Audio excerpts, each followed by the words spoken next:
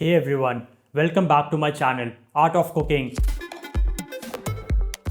where we spice up your kitchen with authentic, feel-good recipes from around the world. Today, we are diving into something super refreshing and gut-loving, beetroot kanji.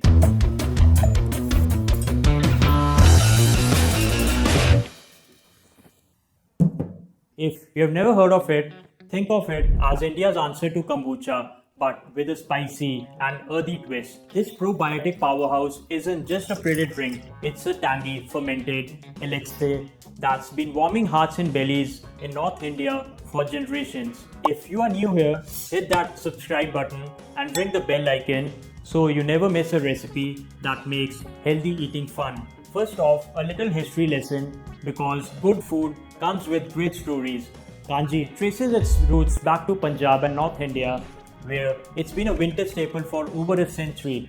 Traditionally made with black carrots during the cold months to beat the chill, the beetroot twist exploded in popularity in the 20th century for its stunning ruby hue, perfect for festive vibes like Holi.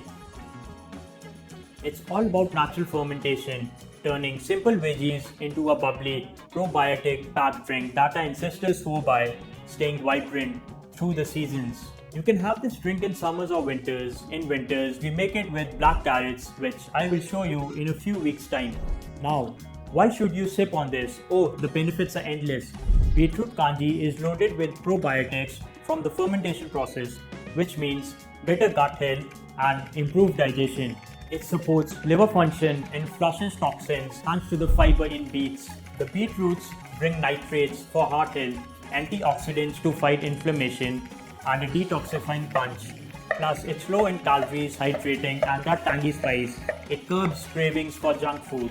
Alright, let's talk about ingredients for about 3 liters of this magic. You will need 4 medium beetroots peeled and cut into batons about 2 inches.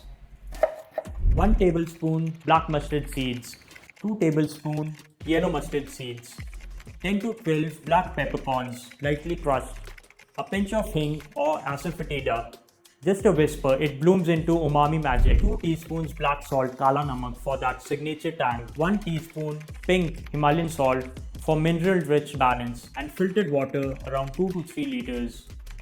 Optional, a few fennel seeds or red chili powder for heat. These spices aren't random, they are the soul of kanji. Mustard seeds kickstart the fermentation with their natural bacteria, peppercorn adds warmth and aids digestion, hing cuts bloating, and pink Himalayan salt amps up the electrolytes. Step 1.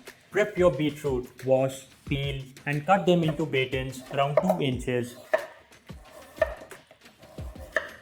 This helps them ferment evenly.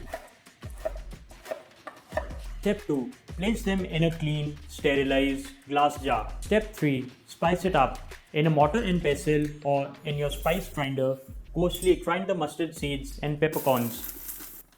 Add in the coarsely grind mustard seeds, Himalayan pink salt, hing, and black salt. Give it a quick nice stir. That aroma. It's a bit pungent now, but it will mellow into perfection. Step 4. Pour and ferment. Add enough water to cover the beetroots and top it up.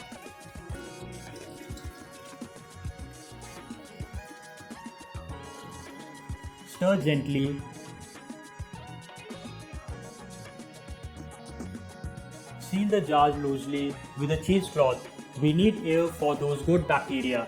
And let it sit in the sunlight for 3 to 5 days. Every day, just stir the mixture with a clean ladle. After 4 to 5 days, it should be tangy and effervescent. If it's too mild, give it another day. Once it's bubbly and sour sweet, strain into bottles, refrigerate, and sip for up to a week. Wow, that's earthy, spicy, and alive. Serve it chilled as a side to meals or mix with soda for a mocktail twist. There you have it, beetroot kanji, your new go-to for gut glow-ups and cultural cool.